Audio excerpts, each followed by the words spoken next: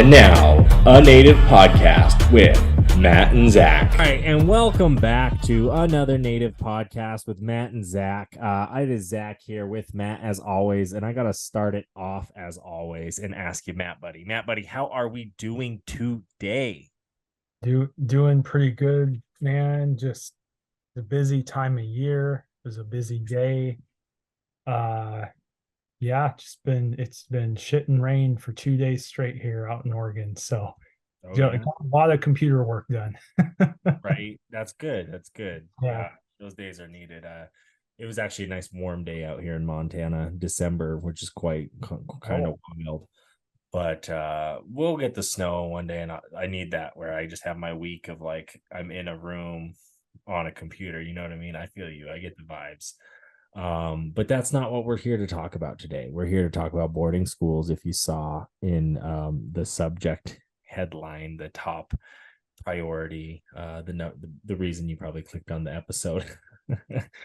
And we'll get into that today. But Matt, you always like to start us off with a native fact, and I'm curious, did you have a native fact today for us, or are you hiding something from me today? No. This one's related to our topic, and it's just a simple, it's kind of probably one of the pressing questions people have was how many total boarding schools were in operation from the start of them to present. And I found the number is a total of 523 Indian boarding schools that were in operation from 1801 to present day. Which is wild, 1801, and some of that history, I think I'll try and get into today with some of the stuff, because I found some stuff that Yakima was doing with boarding schools, with actual boarding schools before the Carlisle school, because people kind of say the boarding school era started with that Carlisle school, and that's true in the sense of when you talk about like these day schools and kind of really the purpose that the U.S. government set out with these schools, where there was to save the man and kill the Indian, as they, in their words, those are their words, right? Whether it's the U.S. government or the churches, that was their words. Right. Well, I find it interesting. The 523 number is like there's 574 tribes.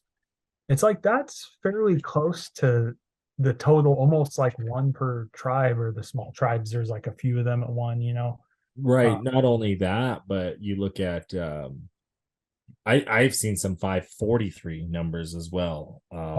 So yeah, that statistic's kind of in that range. But when you think of 500 schools, I mean, there's 50 states, right? That's 10 per state. And I do have a list. I don't know if I'll go over it. It's kind of small on the source, but I'll lead you guys to that source for sure to talk about it. But that is an interesting statistic, because like you said, that's a big number, big number.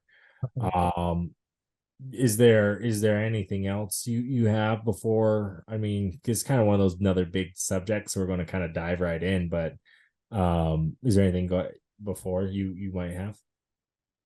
I just wanted to mention that number. I know there's been a lot of really good film and movies out lately. One I actually rewatched lately was it's on Netflix. It's called Indian Horse, and it's centered in the Ojibways in Canada. But I mean, we're not focusing on Canada, but it was kind of the same story, just different place in that respect. But it highlights the experience very well. It's based on a true story. So right. And then there's also that greasy fry bread face that came out too on Netflix too, that people are like, I've heard mixed reviews. I'll leave it at that. I watched it too and had the same kind of feeling. Right. It's good that it's out there. It's good that it's hitting the big time, the Netflix, the Hulu. You're seeing Res Dogs, you're seeing native flicks, like you're saying, pop up, and it's good to support them, even if like they might not be your kind of cup of tea, as they say. Right. No, but it's all good. As always, I do want to remind our viewers, you can email us at gng@gng.net. That's the letter G and the letter N as in Nancy. So gng@gng.net. And if you have any questions or any topics you want us to talk about, or hey, you maybe have someone worth putting on here and interviewing, send them our way. We'd love to hear it. So Matt will respond to you there at the emails. Without that, we'll get into it. We'll share some of our topics. Again, like this topic today, boarding schools, it's one of those topics that we think is crucial. We talked about education not too long ago. Now we're going to dive into just kind of one of those things that when you get to understand Indian education and Native American education, it's certain topics like this we need to talk about and understand and kind of get some definitions and get some things, timelines and some things straight, to see where we're at in 2023, 2024, as we're coming on the new year and when this will probably be published. So just so you guys know, again, we do this for free. This is at 6:00 on a Wednesday evening, and we're just recording it from the kindness of our hearts, just because one of those things that we think is important. We want to educate you guys on Native American topics, Native American subjects, kind of show you some of the histories that aren't shown in the U.S. history books, and other things like that along the way, and some cool stories and some fun facts and some neat stuff, because some of this stuff we're learning too as we go. Boarding schools, though, we have some experience here with boarding schools. It's kind of one of those subjects you hear about. You hear about the Orange Shirt Day. You hear about the investigations both in the U.S. as well as Canada. And I will read Deb Holland's statement here too, because I think that is worth reading. And then we'll also have what else do we have here? I got the Time, I got NPR lined up. Yeah. Some of these interesting articles on boarding schools, plus the history. I mean, my grandpa was superintendent at Chemawa. My uncle Cody worked in the dorms as like a dorm person for Chemawa. He also went to school there in the 90s. My great grandfather, so my grandpa's dad, he attended a boarding school as a child back in the 1920s. So this is kind of one of those subjects that hits home. I did a report. It's on the Rougarous YouTube, my Jeep's YouTube. You can go back in the day and you can see the boarding school. I showed Matt a copy of that. It is for National History Day 2013, boarding schools and how they turned. That was the topic point, right? Was the turning point. So kind of how they went from these like really bad schools and became what they are today. I mean, they're not that great today's age. I mean, some of them are, some aren't. You get a mixed bag, just like public schools.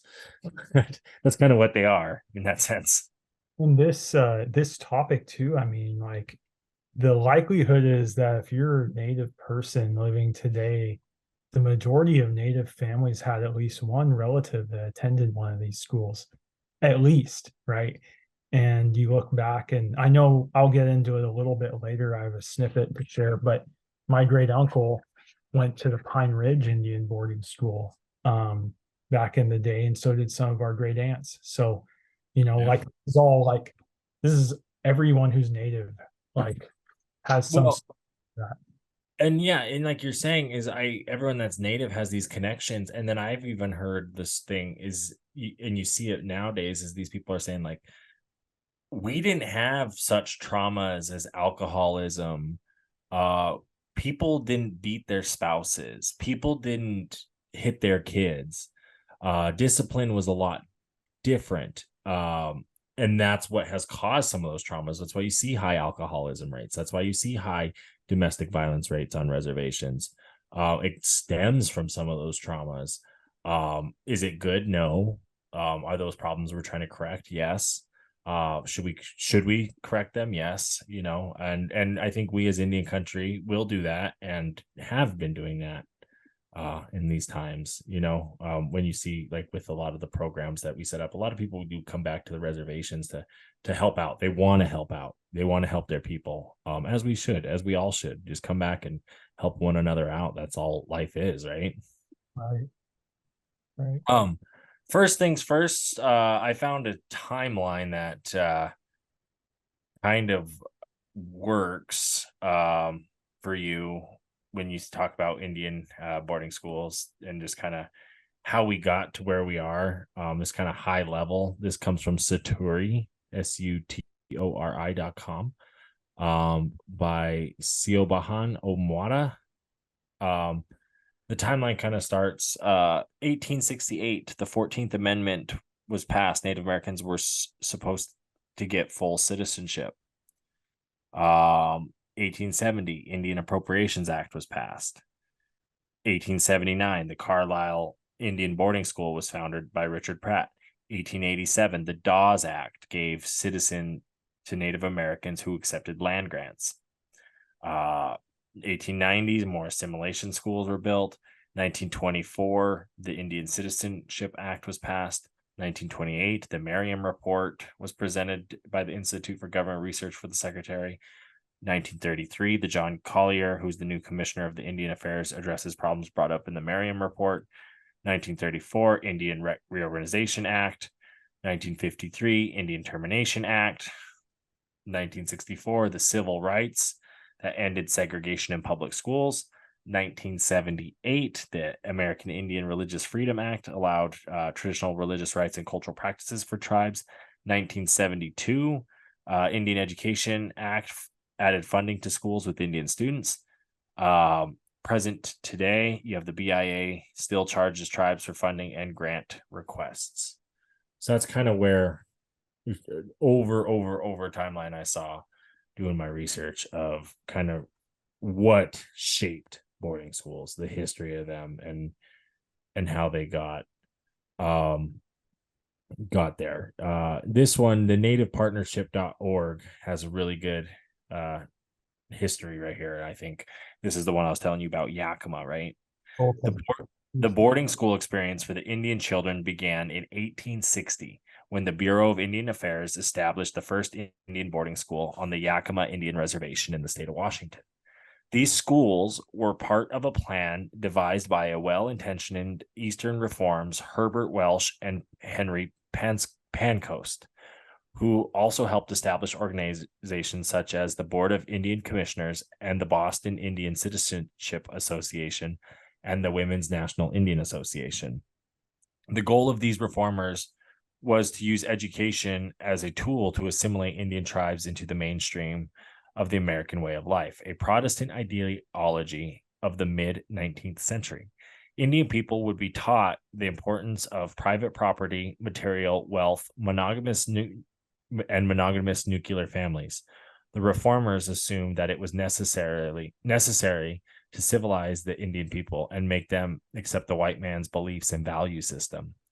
Boarding schools were the ideal instrument for absorbing people and ideologies that stood in the way of manifest destiny. Schools would quickly be able to assimilate Indian youth. The first priority of the boarding schools would provide the rudiments of academic education, reading, writing, and speaking of the English language. Arithmetic, science, history, and the arts would be added to open the possibility of discovering the self-directing power of thought. Indian youth would be individualized. Religious training in Christianity would be taught. The principles of democratic society, institutions, and political structure would give the students citizenship training.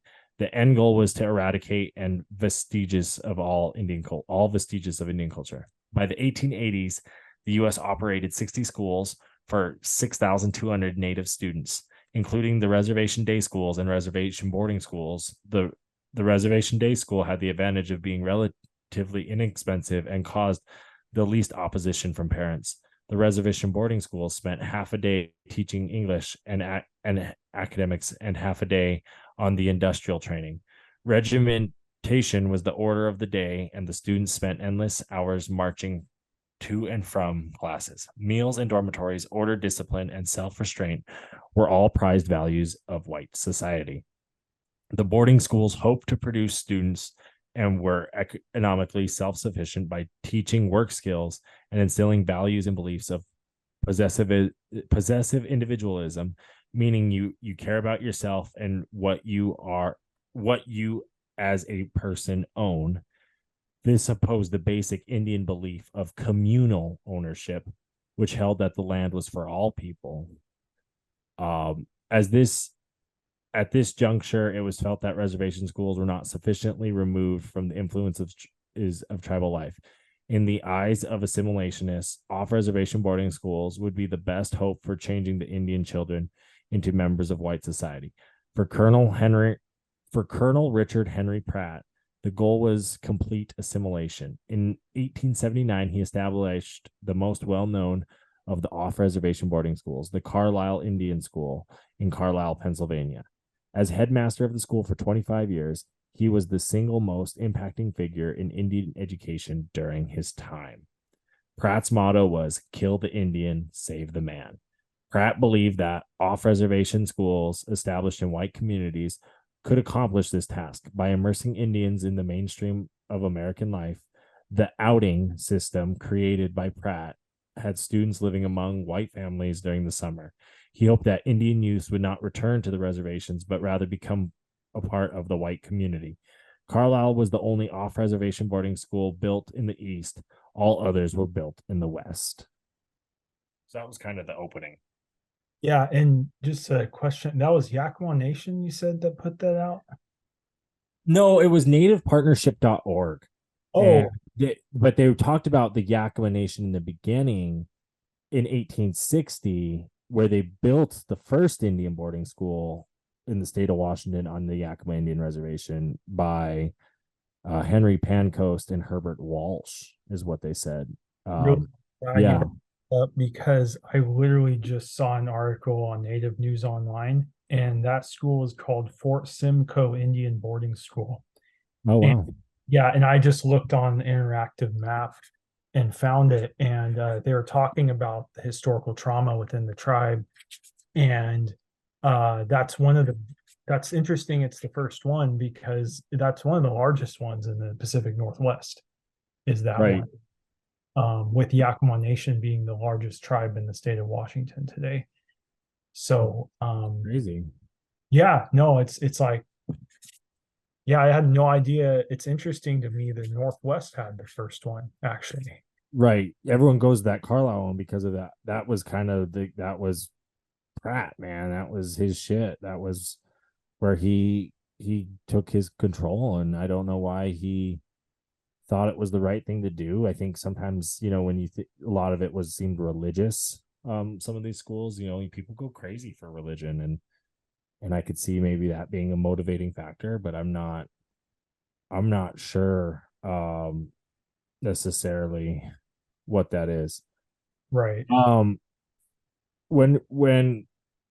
So kind of from there, I kind of found this other article by the Indigenous Foundation that kind of continues what we were talking about. The Carlisle Indian School, located in Carlisle, Pennsylvania, was founded by Richard Henry Pratt. He modeled the boarding schools off an educational program he designed while overseeing Fort Marion Prison in St. Augustine, Florida. He developed the program after experimenting with Native American assimilation education on imprisoned and captive Indigenous peoples. Pratt served as the headmaster of the Carlisle Indian School for the 25 years and was famously known for highly influential philosophy, which he described in his speech he gave in 1892. He stated, "A great general has said that the only good Indian is a dead one. In sense, I agree with the sentiment, but only in this, that all the Indian there is in the race should be dead. Kill the Indian and save the man." Attendance to the boarding schools was made mandatory by the U.S. government, regardless of whether or not Indigenous families gave the consent.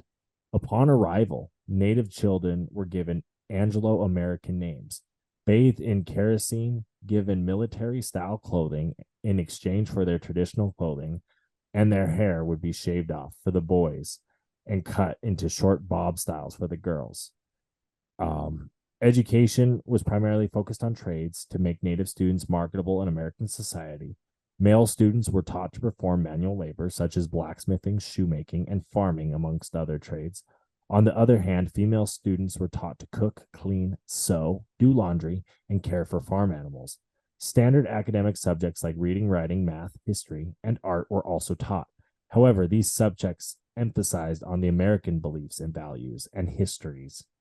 For example, students were taught the importance of private property, materialized wealth.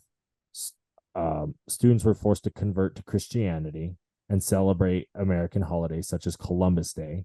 Richard Henry Scott eventually implemented a placing out system that placed Native American students into American communities for a certain amount of time, varying from a summer to a full year. These programs tended to exploit students and use them for domestic and physical labor. Native students were not allowed to speak in their native languages. They were only allowed to speak English regardless of their fluency and would face punishment if they didn't. The discipline enforced at these boarding schools was severe. Punishments varied, including privilege restrictions, diet restrictions, threats of corporal punishment, and even confinement. Additionally, Native students were neglected and faced many forms of abuse, including physical, sexual, cultural, and spiritual. They were beaten, coerced into performing heavy labor. Their daily regimen consisted of hours of marching, and recreational time consisted of watching disturbing movies such as Cowboys and Indians.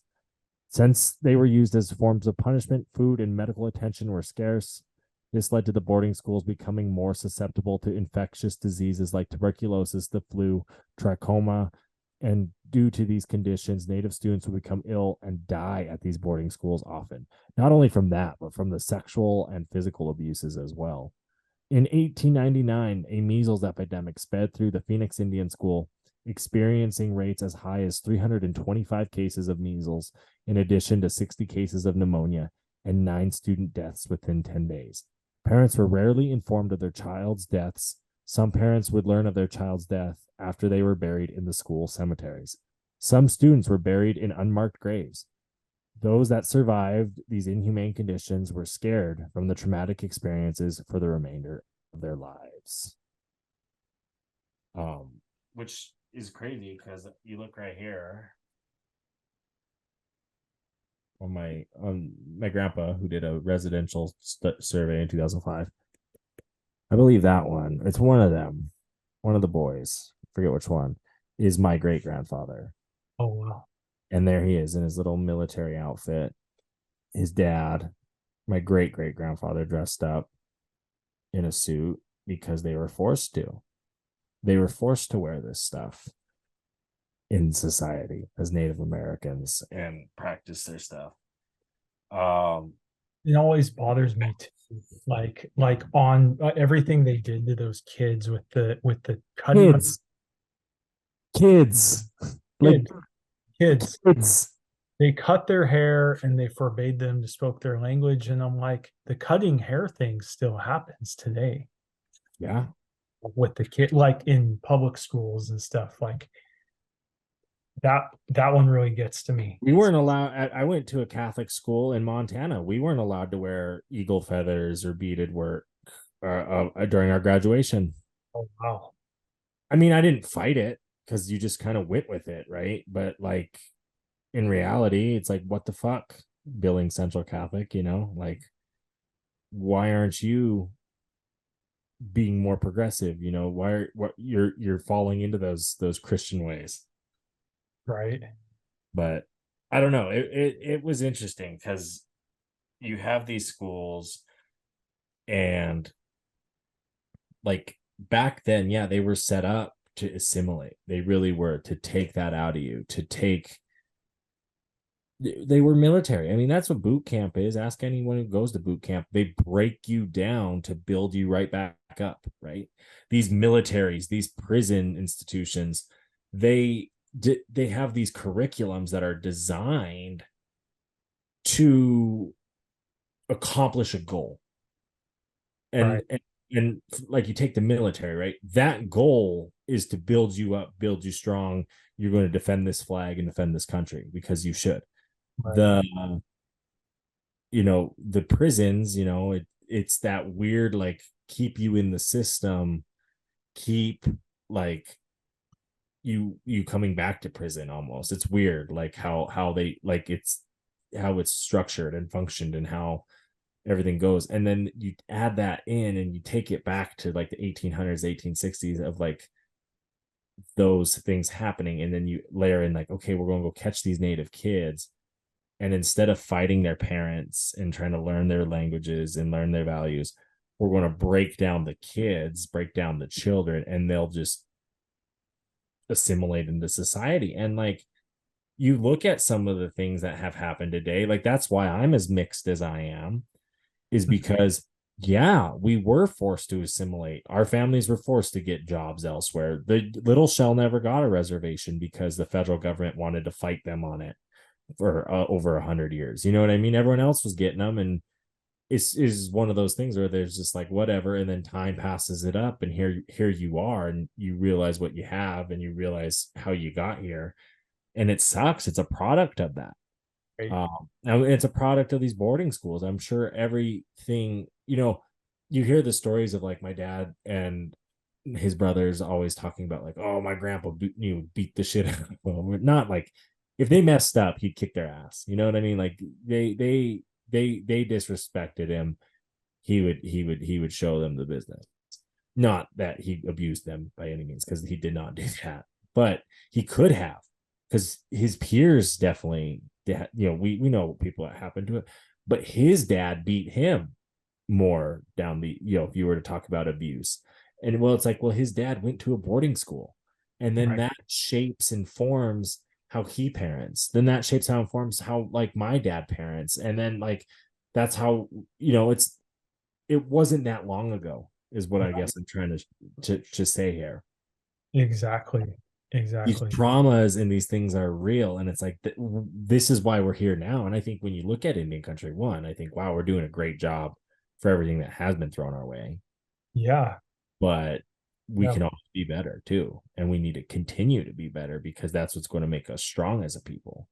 Did you know there's a new native apparel company? No, I did not. It's called Shop LS 574, named after the 574 federal tribes and the Little Shell descendancy of its founders. Wow, that's really cool, man. It is. It is becoming a spot to order native apparel by and for natives, working with native designers and teams to help best represent Indian country. That's awesome, dude. For sure. Now make sure to go pick up some Native podcast swag as well as other native gear while shopping at shopls574.com. Oh, yeah. And do not forget to use code ANP10 to save on your next order. That's ANP10. Hey, Matt, did you know there's a tribally owned net company? No, I did not. Not only are they tribally owned, but Blue Ribbon Nets also creates totally sustainable products. With Blue Ribbon Nets, not only are you getting quality nets, but even eco-friendly ones as well. That's awesome, dude. It sure is indeed. Make sure to use code RUGAROO10 on your next Blue Ribbon Net order to save. Again, the code is RUGAROO10, RUGARU10. I am definitely getting a Blue Ribbon Net now.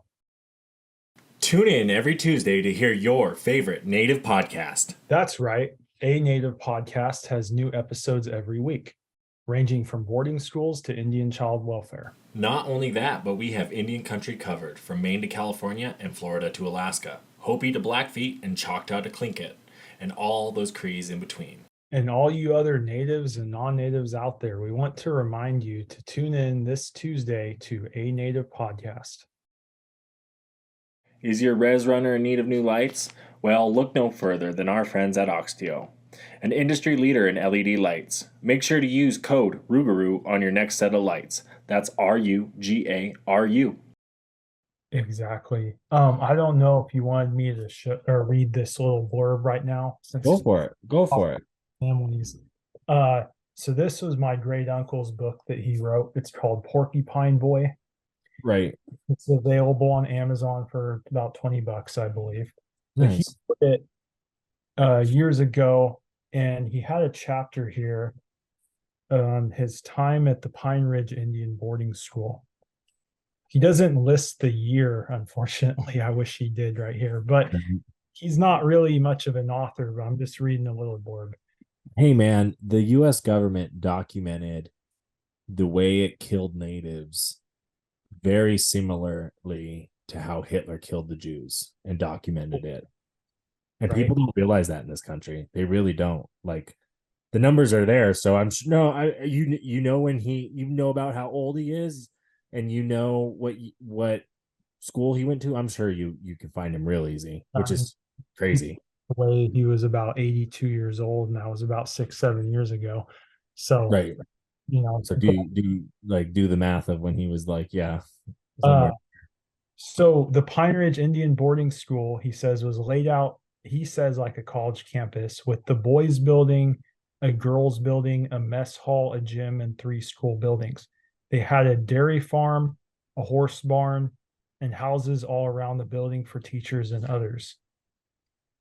He says, you were awakened at 6 a.m. You fixed your bed, cleaned up, went to breakfast, came back and did your assigned chores. This is him. I had no problem with anyone my age, but I did have problems with older boys during my 4.5 years at boarding school. One time, some older boys held me while they threw darts around me. Oh, I, fuck. yeah, I ran away with another boy. His name was Vine Broken Rope. We hitchhiked to Hot Springs, South Dakota, halfway to Rapid City. The Hot Springs police let us sleep in the jail. And he says a nice policeman bought us breakfast. He said to be careful, a snowstorm was coming. This was one of those nice cops. Wow. Yeah. But it was snowing. We almost froze walking and covered up with a tarp. We found So I are they think running away from the school here? they ran away from the school. Those Yeah. kids were picking on them and they ran away. And the cop picked him up, and then it says they stayed at this store, some country store. I stayed there for a few days until I found my mother's place. My Aunt Louise came and took me back to boarding school at Pine Ridge. What the fuck? Just ran away one And then day. just 1 or 2 sentences here. The boarding school taught us mostly about farming, cattle ranching, dairy, and horse breeding, as well as carpentry, welding, and auto mechanics. And realize this is his experience as a boy, right? So you said the girls were taught The what house stuff. during the time, housekeeping and sewing. But anyway, I just wanted to share just his little blurb. No, Little that's really cool. No, that's really cool. And kind the of a fact funny that, little story you tell there. But well, but you hear those stories, they're no different than the stories, like, because what, he's a little boy when this is happening. and the older boys were picking on him basically. Yeah, and you're like, I hate this place. I'm gonna try and make it home. I know how to make it home. You go through these towns. I've done it before, right? Like, I get it. I get the thought process. I understand it. It's a place you don't want to be, rightfully so. It's a personal connection you have. I thank you for sharing it. No, that's really good, you know. They knew, I mean, they knew the way to Rapid City because that's where they would go for things, the biggest town in the area, right? I mean, so they knew the way. It wasn't like they just got in trouble along the way and it was winter and But even think about the fact that the cops saying, like, all right, boys, like, go ahead, like, it's winter, like, there's a storm coming. The fact that, like in today's day and age, that cop would be like, oh, I've got 2 missing boys, we're going to keep them here until like we contact their mother. Like, it's such a different world. oh yeah. Such, and then, like you said, the nice cop, like back then, especially in South Dakota, he sees 2 little native boys running down the side of the street. What are you going to say? Right. Think about it. Yeah, exactly. I mean, yeah, you have there's cops there. There's some that are good people, right? But like it's just the like whole reason they ran away. These older kids were throwing darts at him. And then they got tired of the school. No wonder they ran away. You know, how many Exactly. kids tried to run away and somehow they got brought back? We'll go look at watch 18. I think that's one of the best documentations that I've seen of what can kind of help paint the picture Mhm. of the boarding schools is in that Yellowstone spinoff 1883, Yeah. where they show the boarding schools and the nuns fighting the girls and beating the girls and beating the boys. And that happened. Yep. Those kids were raped. Those kids were raped by people who called themselves sisters or priests. those kids were killed by people preaching the word of God. They found the cemeteries out in Canada. They found them here in America, right? Unmarked graves. Some little kid was killed by a person of God, then buried without a name, not notifying the family, not notifying anybody, Right. really. Well, Like, and right here where I live in Kaiser is the Chamawa Indian boarding school. That's where I'm going to be going for my health clinic here soon. And your grandpa was superintendent there, and you have family here too in this area. And they have unmarked kids from, it says Indian Child, Alaska. No name, just just the state and where they're from. If that, some of them don't, just Indian Child. they struggled, and it was not fair. It was not fair to those families. It was not fair to those kids, and it's cool to see that they are trying to change things. Not everything's changed. Um, No. According to some reports given by the Kids Count Data Center, and the National Violent Death Reporting System, Native American students are 1.2 times more likely to be behind in fourth grade reading and eighth grade math, 1.4 times more likely to be suspended from school, 1.5 times more likely to die in a homicide or suicide, 1.7 times more likely to experience 2 or more adverse childhood experiences, 1.8 times more likely to attend a high poverty school, 2 times more likely to drop out of high school. And that's in present day speaking. So again, when you think of like, oh, natives get free education, this and that, this is the realities of it. These are the real statistics. These are the real issues caused from these traumas, right? Such as boarding schools. They still operate boarding schools today. As of 2020, 7 boarding schools continue to be federally funded, 3 of which are controlled by Indigenous community leaders. In 1934, the Indian Reorganization Act was passed to decrease the U.S. federal control of Native affairs and instead allow for Native self-determination and self-governance. An example of this transition model by the 1920s, the school began transitioning after Indigenous leaders fought to gain control over the school. It is currently managed by Indigenous leaders, where the focus has switched to traditional arts, sovereignty, Native cultures, and community. And you do see that. You do see like some of those schools more focused on the culture nowadays. Right. Did you want me? I have the list of those schools. Did you want me to read them? Yeah, why not? I mean, I think that's good to do. I kind of have a Indian school boarding schools in the U.S. There's a cool poster here that kind of gives the oversight, and it has 523 total Indian boarding schools that operated in the U.S. from 1801 to present, 408 Indian boarding schools that identified by the Department of Interior that received federal support from 1819 to 1969, 105 Indian boarding schools with no known evidence or of federal support, 10 Indian boarding schools opened by the Bureau of Indian Education after 1969, or schools that needed further research, 125 schools open today that were considered Indian boarding schools. But yeah, what are those schools? Let's hear them. Yeah, and that one you just read was that was the Native American Boarding School Healing Coalition map Yep. one. That's a great resource. Like visually, you can see everything and breaks it down. The map is great. It's interactive. So that's a great one. But yeah, I had them up right here. So as Zach said, there's 7 boarding schools. 3 are tribally run. The ones that are BIE, Bureau of Indian Education, off reservation schools today: Riverside Indian School in Anadarko, Oklahoma; Sherman Indian School in Riverside, California; Chamawa Indian School right here in Salem, Oregon; and Flandreau Indian School in Flandreau, South Dakota. The 3 tribally controlled boarding schools are Sequoia Schools in Tahlequah, Oklahoma. That's Cherokee Nation. Right. Pierre Learning Center in Pierre, South Dakota. I'm guessing there's a few tribes that run that one. That's the state capital. And Circle of Nations School in Wapiton, North Dakota. And now music on a native podcast. This week, We the People by Shiasen.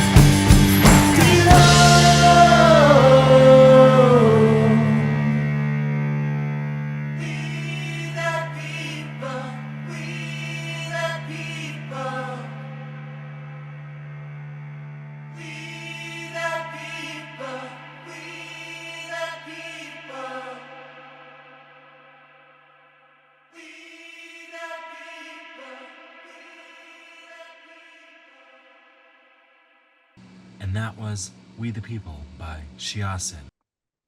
Wow. Yeah.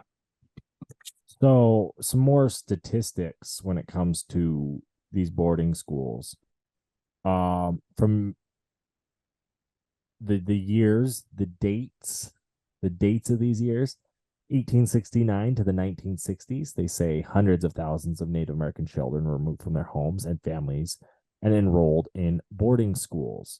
I saw that number to be close to 20,000 and 10,000 in just like single years. Like it was wild. Like it was just like they took a lot. Huh.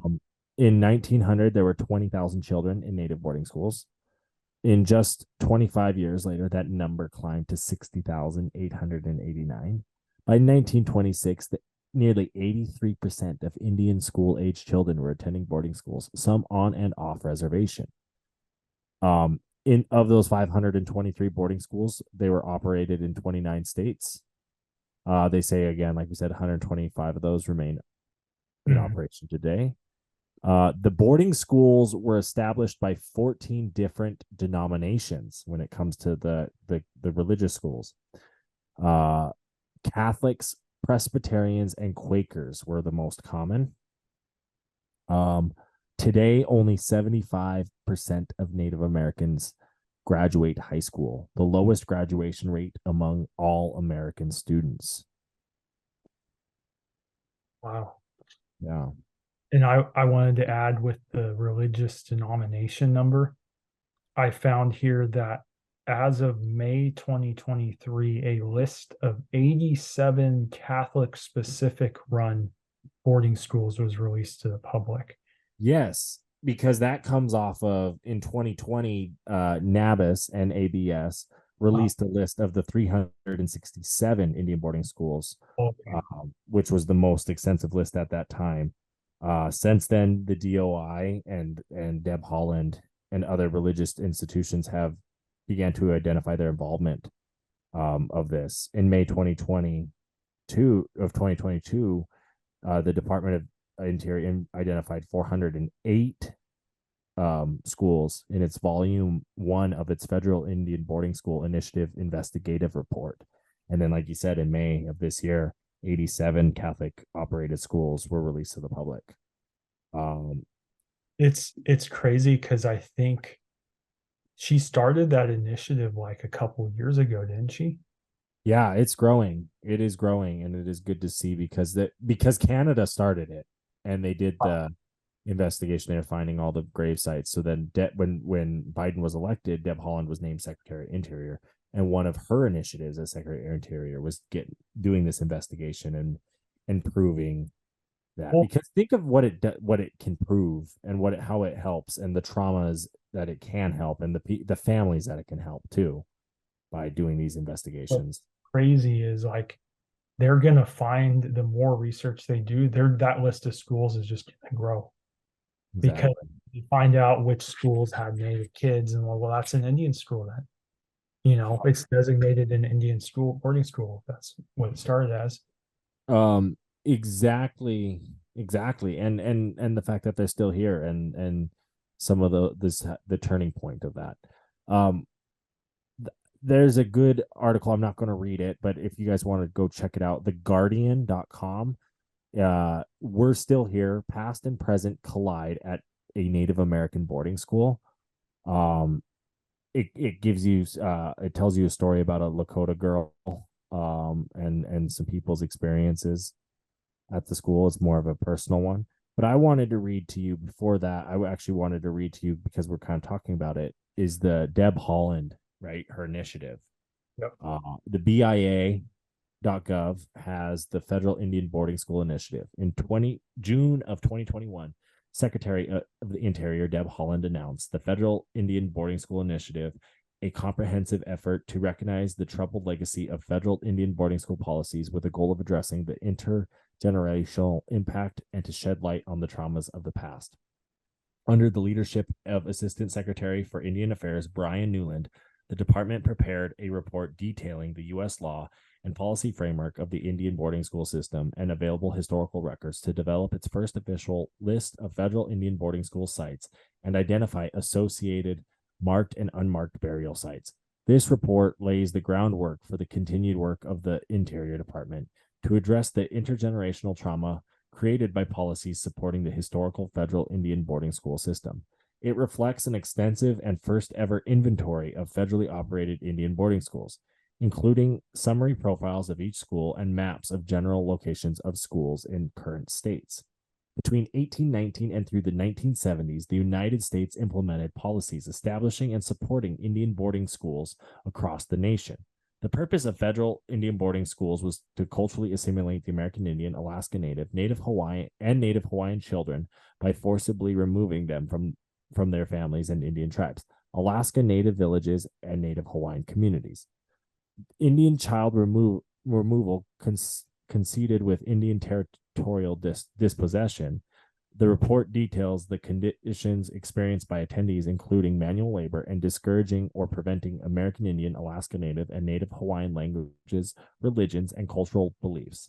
While children attended federal Indian boarding schools, many endured physical and emotional abuse. In some cases, they died. The investigation found that from 1819 to 1969, the federal Indian boarding school system consisted of 408 federal schools across 37 states and then territories, including 21 schools in Alaska and 7 schools in Hawaii. The investigation identified marked or unmarked burial sites, approximately 53 schools across the system. As the investigation continues, the department expects the number of identified burial sites to increase. The COVID-19 pandemic and its resulting closure of federal facilities call for further investigation. Assistant Secretary Newland recommends the next steps that should be taken in a second volume, aided by the new $7 million investment from Congress through the fiscal year 2022. So that was kind of just an overview of a statement of what happened, man, with Deb Haaland and kind of that investigation and they found some schools. They found 53 is what they're saying. There's going to be more. They expect more. And we understand that. I expect that based on Canada and their numbers. So it's interesting to know about. It's sad to know about. It's a sad history that literally like sucks because you grew up in this world. You went to a white school. I went to a white school. And my history book basically taught that, the Indians were here. They willingly gave their land that the white people were noticed that like, oh, the natives aren't doing anything with their land, basically. And it was given to them. We had one page in our US history book. And then it was like briefly mentioned in other chapters, like a sentence or something about it. But basically manifest destiny, they're guaranteed land by the government and you get it. It was your inherent right through God, basically. And I don't agree with that necessarily, but it sucks. Land back for sure. You'll see a lot of that. You'll see people want it back, but it's all related. It is everything in our history is connected or domino effect in some way. I just thought we should do an episode on religion and even like some spiritual. That'd be wild. That'd be a wild one there. You take all lefts and rights and hey, we can talk about the peyote protections and some stuff I follow there a little bit. There you go. About some of that. But there's so many topics. There's so many we can continue to have conversations about, Oh yeah, no, exactly. And there's so much more that is coming out about like this topic, even with these investigations going live. Like I'm reading, Time did an article, the history of Native American boarding schools, and is even more complicated than a new report reveals, right? Because they're talking about that new report. Yeah. This came out May 17th, 2022. NPR right here, June 6th, 2023. Federal Indian boarding schools still exist, but what's inside may be surprising. It's a 7-minute listen. And it kind of dives into it. And they do a really good job. They talk about Riverside School, and then they talk about Oklahoma, They talk about the history of Riverside in California, what it's doing today, just to give you an inside perspective of one of these schools and what's going on today. I thought it was a good read, definitely a recommendation. There's a lot out there on boarding schools. There really is. Yeah, Right. on Oh, go mainstream ahead. mainstream media outlets have been doing fairly good jobs on like these articles too, which is, you know, more people outside of the Native community are aware of it now too. Exactly. Well, like we said, we've done our fair share of reading and research too of just kind of understanding that these schools were built as a way and really for those Indian agents to work their magic into corralling kids up and saying, because they would do stupid things and be like, oh, your dad got arrested, or your parents, you only have one parent at home. They got to be at work, so we're going to take the kids to a boarding school miles away. And it was an issue to get the kids back. They had to prove things on documents that they didn't have, because those same people who were saying you need to have these documents were the ones that like issued the documents. You know what I mean? Like that's the thing. The Indian agent would be the person saying, no, you can't do that. When they're like, well, you need to do this process, but it's the same person that like you do that process with, because like it was these forts. You see all those forts, Fort this, Fort that, Fort Laramie, Fort Clatsop, Fort this, Fort, they're all over. That was where it was. They were trying to corral us up, rally us up, and these schools, that was one of the ways. And it really sucks that it's a part of our history, because like no child should ever have to in their life go through something like that, ever. It's crazy. There is something you can do today, however, if you are for it, you want to show your support.